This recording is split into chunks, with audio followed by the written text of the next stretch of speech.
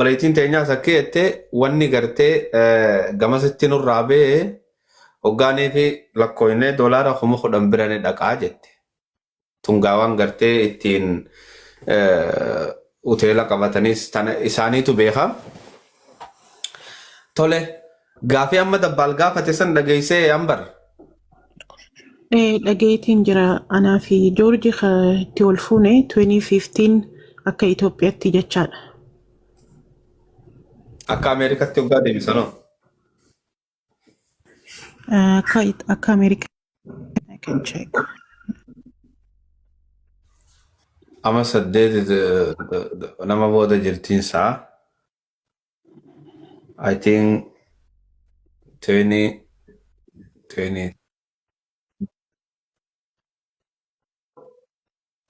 Okay. Amata 2023 da. Yeah, 2023 or 2. Yeah, 2023 because Ethiopia nama di demi sadde kuda sadde jirami. Yes, 2023. Yeah. 2023 4 5 amata sadi akkasimi Ambar akkasimi. Yeah.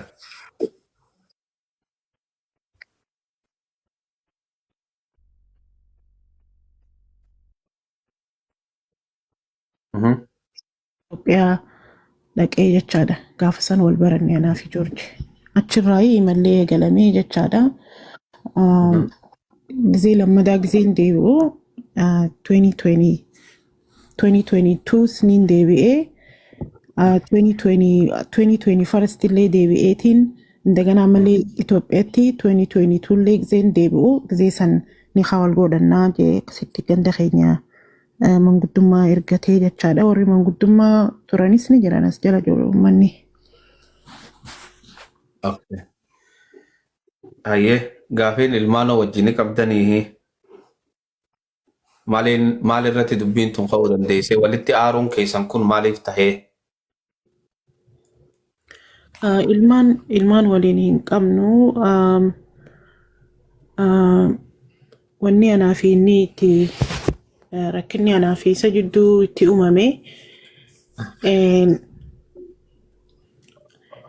gizeen asii gad deebi'u amata baatii 8 moo kana dura biyyatti deebi'eetiin ture, biyya dhaqeetiin ture. Waan takka haalli tokko innis jijjiirama tokko ture. Maaliif waan jiru asii kara biyyaa deeme gizeen deemu gaafaan as jiru san telefoonaanis na jalaan kaasu haalli akka malee gaariin turre. Sanuma hubachuufiin ka'ee tikeeta muradhee ka'ee deemee kara biyyaa gizeen dhaqu inni hin jiru. Obboleessa kiyyaa dhufee eerpoortiirraa si fuudhanaan jee eerpoortiirraa namni faamiliidhaan na fuudhaa jechuunis because mana kiyya osoo hin qabu mana ummaatii yaada qursti qashoo natti ulfaatteetiin akkasitti obboleessaan koon na fuudhi jennaan anammaa as hin jiruuti taaksii fudhadhuuti qulfii fideetiin dhufaa deemi karaa manaa naan jee Usmaan san eeguu saa yeroo dheeraa eegee gizeen daba firrumaa hin qaxxitaa karaa ummaatii yaa deeme. Booda inni achiin turre karaa Shaashamannee ture hojiifiin deemee naan jee aan dhufee torbaan tokkotti wal agarree. Booda gaa haalli jirus rakkina guddaa ture. Anaa fi innis waliin taa'anii haasa'uudhaafis waan takka irratti irra waliin galle yaa ogaa waan jaarsaa fi jaartii jidduu jiru hedduudha. Wanni kun akkanaa, wanni kun sirreeffamuu qabaa, kunis akkanaa. Anillee niiraa dila kanaas waan kanaas itti dhabeetiin jira. Atillee yeroo tanteetii fi waan takka wanni jaarsaa fi jaartiin waliin dubbatu haala kana sirreessuu qabda. Sababaa ja'uuni sanitti waan inni irratti haqa kiyya jiru sanis irratti amanuu hin dandeenye. Booda rakkinni osuma jiruutiin ani yeroon qabu ture dafee karaa torbaan lamaafiin oofa qaba ture torbaan lamaaf oofa fudhadhe san karaa Ameerikaa deebi'ee jechaadha. Gizeen deebi'u telefoona gizeen itti bilbilus na jalaan kaasu yoo barbaadde niraa kan keetis homaatamaaniin sii kafalaa narratti hin bilbilinii maal narratti bilbilaa ooltaa waan jawwajoon waanuma adda addaatiin jechaadha rakkina. Ani alaa kulli haalittuu arraan tana wanniniin gamana dhufeef fuula keessan dura wanniniin dhufeef wanni narra gahee akka intala dubartii takkatti مين اللي هو موت ولا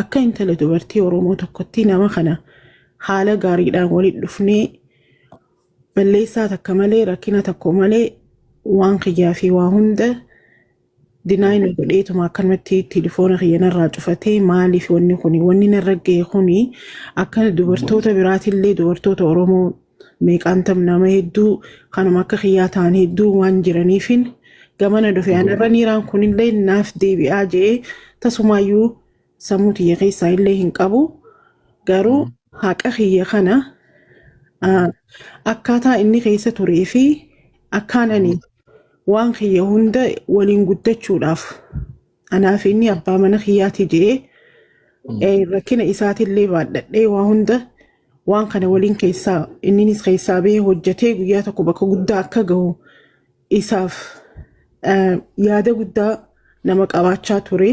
Namni na beekullee na beekanii an nama miidiyaa gubbarrattillee like explainiif godhee akka gaariittillee ofirraa buqqisee dubbachuu danda'u tokko miti.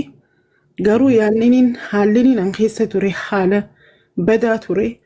Hojii tiyyaa waliin professional kiyyaa waliin asiin intala dubartii ta'ee waa hedduu responsibility hedduu faamiliidhaas baadhadhee abbaa mana kiyyaatis baadhadhee bakkaan jiru kanattis waa hedduu baadhadhee kaniin deemaa ture akka intala dhalaa takkatti rakkina hagaan dipireeshina keessa seenu takkatti ji'a 3 guutuu hagaan hojiirraa hafee mana galee takkaan tahee maaliifi yeroo tiyyaasitti fixadheetiin nama kana dhugaa jaalala dhugaatii nama rabbi sodaatu gizeen laaluu nama rabbi sodaatu nama salaatu nama rabbi sodaatu je'eetiin jiruu tiyyarratti fidee yeroo dura daruma hundaanuu waa hedduudhaan wanni narra gahee takkaa lama je'ee himadhee fixachuus hin danda'u namni beeku ni beeka garuu shamarran Oromoo hedduudha akka kiyyaatti rakkina akkanaa kana keessa jiru walaa dhiirrillee jechuudha.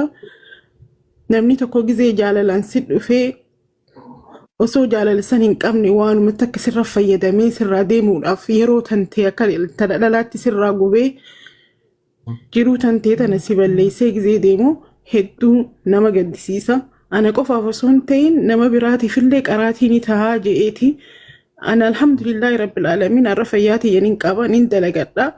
Ani nama biizinasa adda addaatillee dalagatu dalagaan tiyyalleen dalagaa bareedduudha waan adda addaati kaniin dalagadhu. Garuu immoo akka kiyyatti namni akka hin taane dubartii Oromootiif guyyaa tokko wanni narra gahee kun isaaniifis qaraatiin ta'a jeetiin amana. Akkasumattis uummata bal'aa Oromootiif naa galatoomaadha na cinaa dhaabbachuu keessaniif arra rakkina tana keessatti isiniif siif jiranaan jechuu keessaniif galatooma. Wanni immoo sila arraan tana sammuuti yadhabee ani arraan tana gabbeetu isinittu dubbadhee isinittu himachuu hin danda'u ture. Waan inaan keessa ture arraan tana namni beekuu ni beeka. If jaalattu yoos jala jiraatte ni beekti isin hagam takka hagaan rakkina keessa ture. Yoo dandeesse si ol dhaquu ni dandeessa jecha ji'a 3 guutuu mana keessa cufamee nama tokko dubbachuu dadhabee akka qaanyitti hin lakkaa'u kana wanni narra gahee kun qaanyii na fakkaattee namaan itti himachuu faamilii tiyyatti illee dubbachuu dadhabee.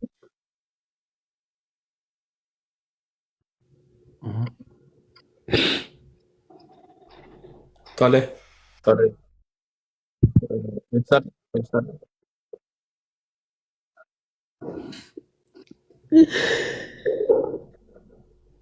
Dice خلاص أبشر. Jara keenya obboleettiin teenya poointii lama gurguddoo deessiniitu itti. Mucayyoon tuni gaafa asirratti dhuftee himattu shamarreen Oromoodhaa takka xiyyaa barnoota haa fudhattu. Namni gadi gadi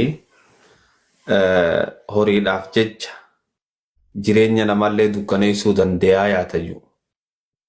Walii gallee. Ammoo wanni takka ittiin nama sodaachisu jara keenya dhiifamallee naa godhaa. Micoon tun namarraa dhalattee obboleeyyan qabdii, haadha qabdii, fira qabdii, firri si as jala taa'ee dhageeffachaa jira beekan. Wallahi. Wanni tuni booda waan bokkottuullee fiduu dandeessi. Namni intala dhalaa haadha qabu intala dhalaatti taphatee maallaqa irraa nyaatee eerpoortii irraa na fuudhuu dhabeetitiin achi booda mana ayyootii yaa deemee jetti. Tun ammoo dubbiin dubbii ajaa'ibaati.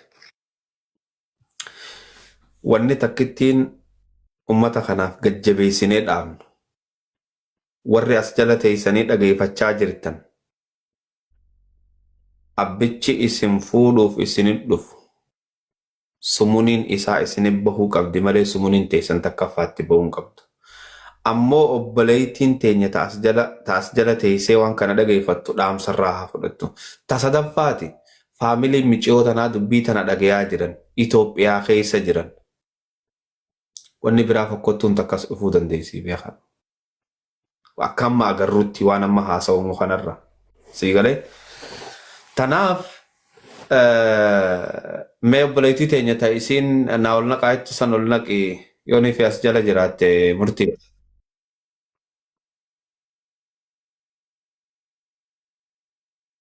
Jaalattu ni jirti as jala?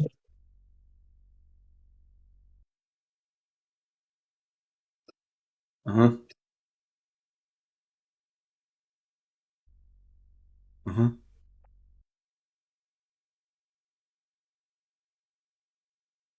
Mhm.